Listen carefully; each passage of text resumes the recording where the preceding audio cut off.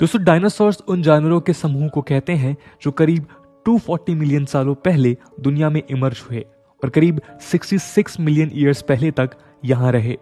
Scientific findings तो यही बताती हैं, हालांकि अब भी बहुत कुछ पता करना बाकी है। डायनासोर्स के एक्सटिंक्शन के पीछे एक बड़ा कारण पृथ्वी से एक कॉमेट या उल्कापिंड का टकराना बताया जाता है, लेकिन इसके कुछ और भी कारण हैं जो वैज्ञानिक समझने की कोशिश करते हैं। बहरहाल डायनासोर्स कुत्तों या घोड़ों के आकार के प्राणी थे जो धीरे धीरे जायंट एनिमल्स में इवॉल्व हो गए। डायनासोर्स अर्थ पर अब तक के सबसे बड़े जानवर रहे हैं। दोस्तों डायनासोर नाम ग्रीक वर्ड डीनोज यानी भयानक विशाल और सॉरस यानी रेप्टाइल या छिपकली होता है। ये formal term Dinosauria English anatomist Richard Owen ने 1842 में प्रपोज किया था। डायनासोर्स में कुछ मांसाहारी थे, जो मांसाहारी थे वो धीरे धीरे इवोल्यूशन के कारण बर्ड्स में बदल गए। इंटरेस्टिंगली आज हम जिन पक्षियों को देखते हैं जनरली वैज्ञानिक मानते हैं कि ये पक्षी आज के डायनासोर ही हैं।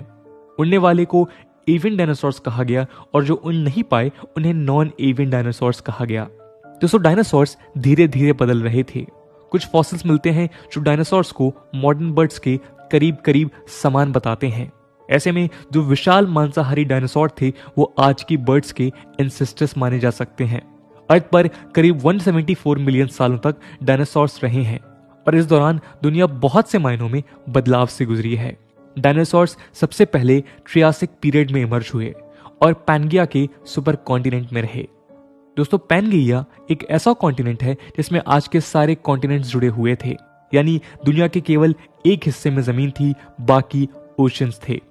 लेकिन क्रिटेशियस पीरियड के एंड में यानी 66 मिलियन ईयर्स पहले कॉन्टिनेंट्स करीब करीब वैसे ही थे जैसे आज हैं। लेकिन डायनासोर्स क्यों सरवाइव नहीं कर सके? ऐसे कौन से इवेंट्स हुए हैं जिनके कारण डायनासोर्स का खात्मा हुआ? इस बात को शुरू करने के पहले हमें ध्यान रखना है कि जैसे जैसे टेक्नोलॉजी एडवांस हो रही है वैसे वैसे नई फाइंडिंग सामने आती हैं। इसके अलावा डायनासोर्स करोड़ों साल पुराने जानवर हैं जिनके बारे में हम फॉसिल फ्यूल से पता करते हैं। तो चलिए शुरू करते हैं आज के डिस्कशन को और जानते हैं कि डायनासोर्स आखिर क्यों जिंदा नहीं रहे। डायनासोर्स पूरी पृथ्वी पर रहे हैं।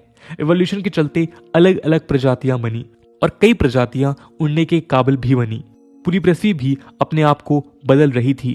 टेक्टोनिक प्लेट्स स्लाइड हो रही थी और कॉन्टिनेंट्स आज वाले अपने फॉर्म में आ रहे थे। इसी दौरान करीब 66 मिलियन ईयर्स पहले पृथ्वी से एक एस्टेरॉइड टकराया। ये करीब 6 माइल चौड़ा था जिसने अर्थ पर इम्पैक्ट के वक्त 20 माइल गहराई का एक स्टेराइल क्रेटर बनाया था। इसे द चिक्सुलुब क्रेटर कहते हैं जो मेक्सिको के युकाटन पेनिनसुला की गहराई में है। आज ये क्रेटर गल्फ ऑफ मेक्सिको का हिस्सा है। ये अब 20 माइल गहरा नहीं है। जब एस्टेरॉइड अर्थ से टकराया तब एस्टिमेट्स के मुताबिक वो राइफल की बुलेट से करीब 24 गुना तेजी से टकराया था।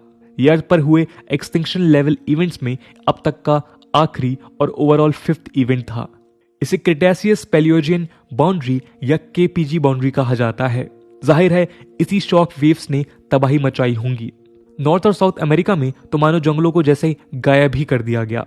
इसके बाद इम्पैक्ट के कारण उठी हीट वेव्स के कारण फॉरेस्ट फायर्स होने लगे। इतने भयंकर फॉरेस्ट फायर्स जो आज तक फिर नहीं देखे गए हैं।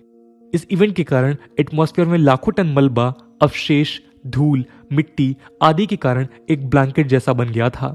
रिपोर्ट्स बताती हैं कि एस्टेरॉइड के टकराने से पृथ्वी पर मौजूद सारी प्रजातियों में से करीब 75% प्रजातियां खत्म हो गई थीं। इन्हीं में से डायनासोर्स की प्रजातियां भी थीं।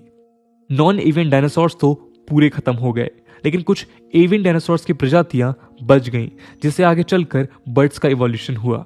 लेकिन क्या ऐसा हुआ होगा कि एक दिन एस्टेरॉइड के टकराने से पूरी दुनिया के डायनासोर्स खत्म हो गए, या ये प्रोसेस ग्रेजुअली चलती रही और डायनासोर्स धीरे धीरे वैनिश हुए? कुछ साइंटिस्ट का कहना है कि डायनासोर्स क्लाइमेट चेंज के कारण मारे गए थे। एस्टेरॉइड का टकराना एक बहुत क्रूशियल इवेंट था जिससे मलबा आसमान में सालों तक रहा। ऐसे में पृथ्वी तक सनरेज नहीं पहुंच पाई और एक्सट्रीम कोल्ड इवेंट्स हुए। चिक्सुलुब एस्टेरॉइड इंपैक्ट के पहले से अर्थ में एक्सट्रीम चेंजेस देखे जा रहे थे। अर्थ का कूलिंग पीरियड तो चल ही रहा था। ऐसे में कुछ स्टडीज इन वेदर पैटर्न्स के बारे में इंफॉर्मेशन देती हैं। जून 2020 में proceedings of the national academy of sciences में एक स्टडी पब्लिश हुई इस स्टडी के मुताबिक एस्टेरॉयड के टकराने के बाद दशकों तक एक परमानेंट विंटर रहा था जिसमें डायनासोर्स नहीं सरवाइव कर सके। ये एक्सटिंक्शन एस्टेरॉयड के ही कारण हुआ है और जो एक्सट्रीम कोल्ड टेम्परेचर रहा है, साइंटिस्ट्स पर पक्के तौर पर कोई कंक्लूजन नहीं कर पा रहे हैं। अलग अलग स्टडीज अलग अलग बातें कहती हैं।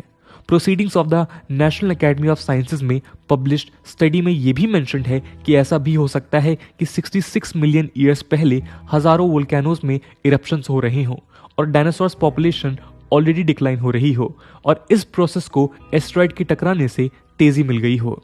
ये वोल्केनिक इरप्शंस उस वक्त डेक्कन ट्रैप्स में हो रहे थे जो आज इंडिया है। इस स्टडी में केवल ये नहीं बताया गया कि एस्टेरॉयड के कारण बनी दुनिया में डायनासोर सरवाइव नहीं कर सके, बल्कि ये भी आर्ग्यू किया गया है कि इसी दौरान हो रहे वोल्केनिक इरप्शंस ने कुछ लाइफ फॉर्म्स को जीवित रहने में हेल्प की। एस्टेरॉयड ने भले ही एक ग्लोबल विंटर को शुरू किया हो, पर धीरे धीरे पृथ्वी गर्म हुई और लॉन्ग टर्म में कई लाइफ फॉर्म्स सरवाइव कर गए। वोल्केनोज ने एक तरह से एस्टेरॉयड हिट के इम्पैक्ट के और लाइफ के बीच के कुशन का काम किया। इन वेदर सिचुएशंस के अलावा एक स्टडी यहां तक बताती है कि डायनासोर्स की पॉपुलेशन एस्टेरॉयड हिट के पहले से ही डिक्लाइन हो रही थी।